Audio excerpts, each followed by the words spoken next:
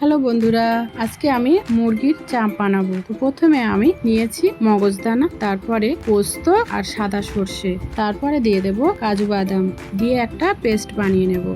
এখানে মুরগির মাংসটা আমি ধুয়ে জল ঝারিয়ে রেখেছিলাম, তারপরে দিয়ে দেব আদা রসুন পেস্ট, তারপরে নারকেল আমি পেস্ট করে রেখেছিলাম দিয়ে দেব। এখন আমি যে কাজু বাদাম আর সাদা সর্ষে পোস্ত এগুলো দিয়ে একটা পেস্ট বানিয়ে রেখেছিলাম দিয়ে দেব। তারপরে পরিমাণ মতো লবণ দেব, তারপর দিয়ে দেব অল্প একটু লঙ্কার গুঁড়ো, ধনের গুঁড়ো দেব, দিয়ে দেব টক দই ফ্যাটিয়ে রেখেছিলাম। সবগুলো উপকরণ দিয়ে ভালো করে মেখে নেব।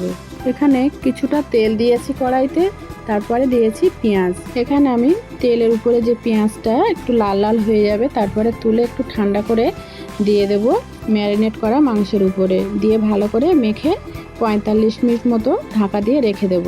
তো তারপরে কড়াইতে আবার একটু তেল দেব, দিয়ে ম্যারিনেট করা যে মাংসগুলো দিয়ে দেব, দিয়ে গ্যাসের ফ্লেমটা আস্তে দেব, দিয়ে ঢাকা দেব। এইভাবে অল্প অল্প করে মাঝে মাঝে নেড়ে দেব। তো এখানে আমি বিরিয়ানির মশলা গুঁড়ো করে রেখেছিলাম, অল্প একটু দিয়ে দেব। তারপরে মিঠা আতর কয়েক ফোঁটা দিয়ে দেব, দিয়ে ভালো করে নেড়ে গ্রেভিটা যখন একটু ঘন হয়ে আসবে তখন উপর থেকে ঘি দিয়ে দেব, ঘি দিয়ে ঢাকা দিয়ে দেব। তো বন্ধুরা, আমার এই চিকেন চাপটা কেমন হলো লাইক কমেন্ট শেয়ার করতে ভুলবেন না।